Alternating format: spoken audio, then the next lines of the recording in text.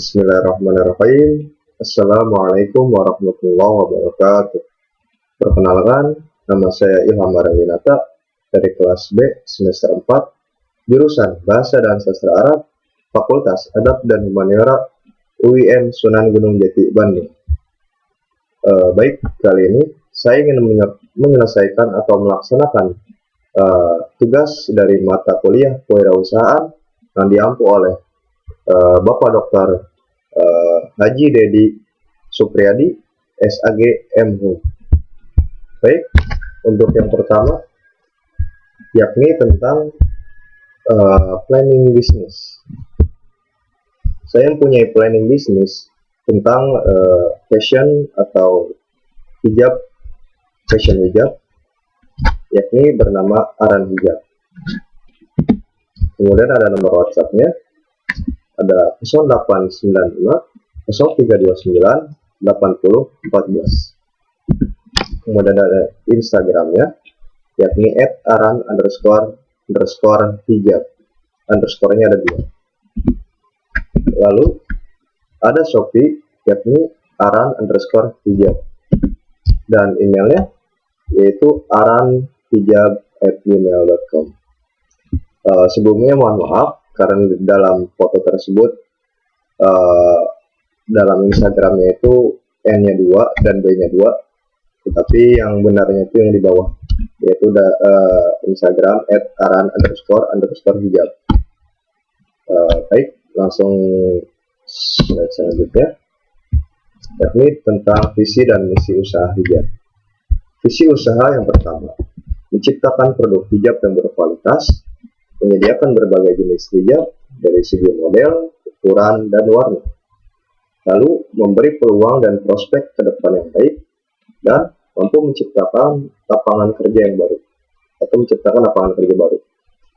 Selain visi, terdapat juga misi usaha, yakni yang pertama adalah mengembangkan usaha hijab yang mampu menumbuhkan keinginan muslimah untuk menutup aurat dengan memakai hijab, lalu memberikan pelayanan yang terbaik dan menciptakan ide-ide inovasi dan desain yang terbaru.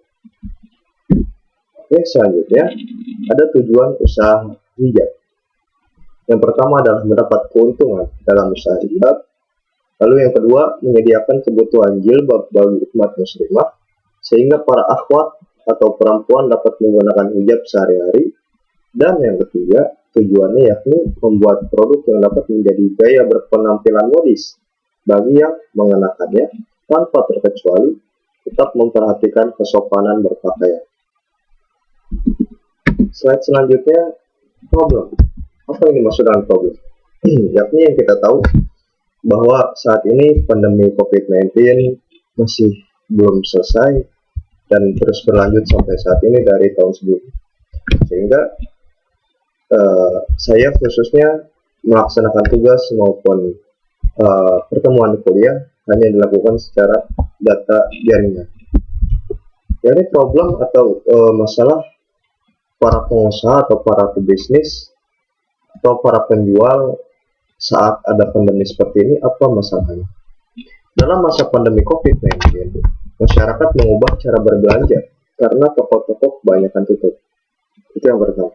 Kemudian yang kedua adalah bingung di saat ingin memberi kado atau hadiah di hari-hari yang spesial seperti hari ulang tahun atau hari pernikahan ataupun hari-hari lainnya, yaitu untuk orang yang terdekat atau sahabat karib maupun saudaranya, dan bosan dengan hadiah yang monoton. Lalu selain problem ada juga solution. Solusinya itu apa? Yakni para pengusaha maupun para penjual atau pebisnis dan lain-lain menyediakan barang yang unik untuk kado atau hadiah, dan menyediakan juga toko online atau all shop untuk mempermudah para pembeli dari rumahnya masing-masing. Karena dengan begitu lebih memudahkan para pembeli atau customer yang ingin membeli sesuatu melalui media sosial, seperti contohnya lewat Instagram atau Shopee atau Lazada atau Bukalapak dan sebagainya. Dengan karena itu untuk mempermudah para pembeli khususnya dan menguntungkan juga kepada para penjual. Oke, slide selanjutnya adalah struktur organisasi. Struktur organisasi merupakan gambaran skematis tentang hubungan kerjasama yang ada di dalam organisasi untuk mencapai sasaran ataupun tujuan. Struktur organisasi menggambarkan pembagian kerja, garis-garis wewenang, pembatas tugas, dan tanggung jawab dari unit-unit organisasi. Adapun struktur organisasi pada hijab muslim atau pada hijab-hijab yang lain terdiri dari yang pertama adalah pemilik, yakni pemilik usaha dari hijab ini adalah aran hijab. Lalu yang kedua, karyawan, yakni bisnis usaha aran hijab membutuhkan karyawan yang ahli dalam bidangnya, yaitu dalam pembuatan, penjualan, dan administrasi. Karena bila mana tidak terstruktur dalam organisasi maupun usaha, akan begitu-begitu saja monoton, karena tidak adanya kemajuan dan tidak adanya perkembangan. Jadi dengan cara itu, dengan adanya kestrukturan dalam berorganisasi maupun dalam menjual beli, itu dapat mempermudah para penjual maupun para mahasiswa agar mencapai tujuan tertentu. Oke, selanjutnya yakni rencana lokasi usaha. Rencana lokasi operasional usaha yang diharapkan akan ditempatkan di daerah yang dapat memenuhi syarat sebagai berikut. Opsi yang pertama, yakni lokasi berada di dekat pusat keramaian, misalnya di Roku dan di mall maupun di supermarket maupun plaza. Lalu opsi yang kedua adalah lokasi dekat dengan hunian masyarakat. Karena dengan cara seperti itu tentunya lebih laris usaha atau dagangan kita tersendiri. Karena bila mana hanya sepi, tidak ada yang beli, ataupun yang belinya hanya satu atau dua orang dapat terhitung, itu sangat sulit sekali untuk mengembangkan usaha kita. Lalu selanjutnya adalah pangsa pasar. Sasaran atau target kami adalah seluruh wanita muslim dari segala usia, baik yang telah berhijab maupun yang belum berhijab. Untuk itu, kami memulai promosi dari daerah yang mayoritas penduduknya beragama Islam, karena kami menganggap promosi akan lebih efektif jika terjadi dalam suatu kelompok. Selain itu, merencanakan untuk membuka toko di sebuah pusat perbelanjaan seperti di mall, ataupun di plaza, ataupun yang lain sebagainya. Selain itu, sasaran kami tetap yaitu semua wanita muslim yang berkunjung ke pusat perbelanjaan tersebut. Untuk itu, kami melakukan promosi di berbagai media, seperti media internet khususnya. Selain itu juga, kami berencana membuat online shop untuk memasarkan produk yang kami jual, agar mempermudah para konsumen yang ingin memiliki produk yang kami jual tanpa harus berkunjung ke tempat usaha kami. Seperti yang saya jelaskan sebelumnya, dengan adanya COVID-19 dan masih berkelanjutan sampai saat ini, maka tidak mungkin juga atau tidak lain juga gitu, maksudnya online itu sebagai andalan bagi para penjual. Karena bagaimana dia cara berpikir supaya dagangannya atau produksinya itu dapat laku di pasaran. Sedangkan saat ini sedang ada pandemi dan berkelanjutan. Maka dari itu diambil ide melalui shop tadi atau online shop, yakni dengan Shopee, Bukalapak, Lazada, Instagram maupun yang lain. Untuk yang slide selanjutnya adalah tentang analisis SWOT pada aran hijab. Yakni yang pertama adalah strength atau yang disebut biasanya analisis kekuatan perusahaan. Yakni yang pertama adalah tentunya kami menawarkan suatu produk yang mengangkat nilai keagamaan dan dipadukan dengan unsur keindahan. Lalu yang kedua adalah memiliki keterampilan untuk melakukan modifikasi motif gambar hijab dan keahlian memadupadankan jilbab dengan motif gambar hijab.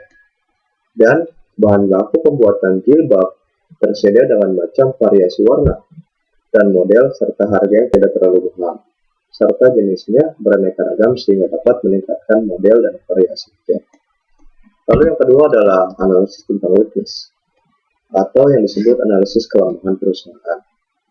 Biasanya yang pertama adalah belum memiliki cukup pengalaman dan keterbatasan sumber daya manusia sebagai produsen atau pengrajin hijab. Sehingga dalam menjahit pun sebuah produk diperlukan keterampilan khusus yang tidak bisa setiap orang melakukannya. Lalu ada pun analisis selanjutnya, yaitu opportunities atau analisis peluang perusahaan. Yang pertama yakni karena banyaknya wanita muslim yang menggunakan hijab, dengan adanya produk ini akan menambah minat wanita untuk menggunakan hijab.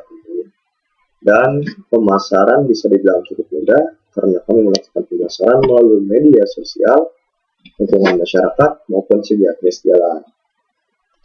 Dan yang keempat atau yang terakhir yaitu analisis threats atau biasa disebut analisis ancaman perusahaan. Setiap ada peluang ada juga ancaman. Yang pertama adalah terkadang wanita berjilbab memperhatikan penampilannya dan sibuk membuat mereka tampil apa adanya.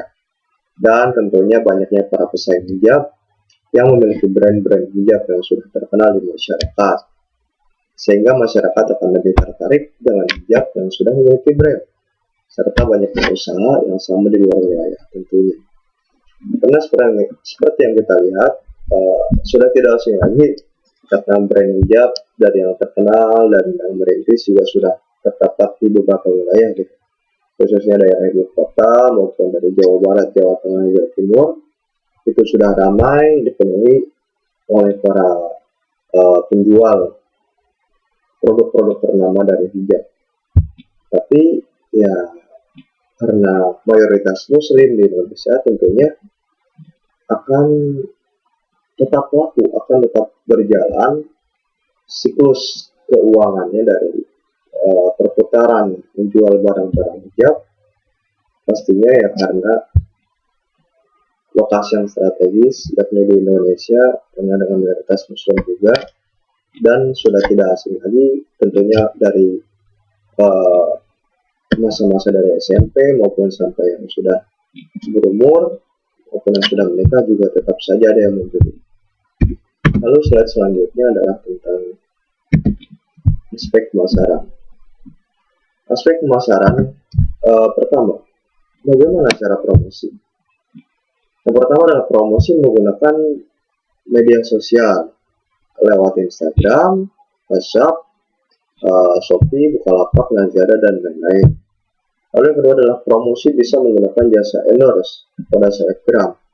Karena tentunya dengan kita meminta selebgram atau artis untuk endorse atau mempromosikan produk dari kita, tentunya akan menambah yang pertama rating, kemudian yang kedua followers, dan yang ketiga tentunya ketertarikan para masyarakat di seluruh jagat Indonesia maupun dunia, khususnya internasional, agar lebih terkenal lagi brand-brand kita sendiri.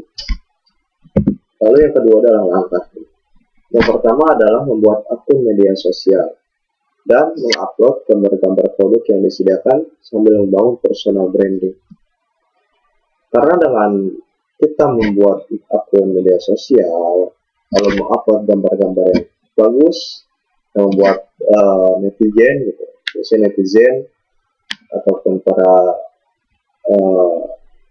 masyarakat Indonesia khususnya, agar lebih tertarik dan ingin rasanya memborong produk hijab kita. Kemudian yang ketiga adalah strategi. Yang pertama adalah melayani konsumen dengan baik, salah satunya dengan selalu fast respon. Lalu yang kedua memberikan potongan harga di event-event tertentu dan memberikan harga yang lebih terjangkau daripada toko yang lain. Tadi yang pertama adalah melayani konsumen dengan baik dengan selalu fast respon. Karena siapa saja seseorang dimanapun bila mana slow respon untuk membalasnya tentunya akan menunggu dan jenuh sehingga dia berpaling ke toko yang lain. Itu salah. Agar orang lebih banyak berminat pada toko kita, haruslah kita fast respon. Makanya dalam tadi untuk administrasi atau penjualan dan lain sebagainya dibutuhkan karyawan yang seperti itu agar fokus dalam memegang akun media sosial, baik yang dari Shopee, Instagram maupun yang lain, agar tentunya di Shopee ataupun di all shop lainnya, bila mana pas respon itu terdapat persenan yang muncul seperti 94%, 80% itu dapat terlihat secara otomatis. Lalu yang kedua adalah memberikan potongan harga di event-event tertentu seperti flash sale 606 atau berapa yang kemarin, tentunya sudah tidak asing lagi gitu ya, baik dari iklan di TV maupun dari media sosial maupun dari YouTube. Iklan-iklan itu sudah muncul di mana-mana. Lalu yang ketiga yaitu memberikan harga yang lebih terjangkau daripada toko yang lain. Karena dengan cara begitu tentunya masyarakat lebih memilih harga yang lebih murah atau terjangkau, tetapi kualitasnya super gitu bisa dibilang. Karena dengan begitu tentunya masyarakat lebih memilih yang murah tapi kualitasnya bagus, kualitasnya premium, dan membuat sama-sama puas, yakni simbiosis mutualisme. Lalu yang selanjutnya adalah detail produk. Detail produk dari Aranhijab yang pertama adalah jilbab pasmina yang beraneka ragam tentunya. Seperti ada pasmina ceruti tali, pasmina ceruti polos, pasmina plisket padi, dan pasmina anak plisket. Lalu yang kedua adalah jilbab bergo atau instan. Sama dengan jilbab pasmina, bergo pun beraneka ragam seperti bergo Mariam Mati, bergo Mariam Renda, dan bergo Mariam Salwa. Lalu yang ketiga adalah jilbab bela square atau segi empat. Lalu yang keempat adalah plisket, dan yang kelima adalah scrunchie atau biasa disebut ikat rambut biasa. Nanti untuk dokumentasinya ada di sebelahnya. Dan ini dokumentasi yang seperti kita lihat, ada dari pasmina cerutu polos beraneka ragam warna, dari brownie, choco, hazelnut, grey, smoke, dan lain sebagainya. Kemudian ada plisket dan ada plisket padi juga. Dan tentunya ada Mariam Renda, baik yang standar maupun yang jumbo. Lalu ada pasmina cerutu tali, rok plisket, dan yang terakhir itu adalah hampers. Itu biasanya bingkisan untuk kado-kado atau hadiah di hari yang spesial gitu untuk saudara karib maupun sahabat, yang isinya tentunya seperti ada scrunchie 2 pieces, kemudian kartu ucapan maupun foto juga bisa, dan tentunya ada satu kerudung yang tentunya bebas pada para pembeli untuk memilih kerudung yang mana yang ingin dia beli atau dia berikan kepada sahabat maupun yang lain. Lalu komunitas yang selanjutnya ada scrunchie paket, terus ada pasmina anak biscuit, kemudian ada contoh bela square, hampers scrunchie juga sama, dan foto yang terakhir yaitu tentang pasmina biscuit padi yang sedang booming pada saat ini gitu khususnya. Ya mungkin hanya itu yang dapat saya sampaikan, kurang lebihnya mohon dimaafkan, semoga bermanfaat, dan doakan agar bisa terus berjalan. Terima kasih. Wallahul muwaffiq ila aqwamit thoriq. Wassalamualaikum warahmatullahi wabarakatuh.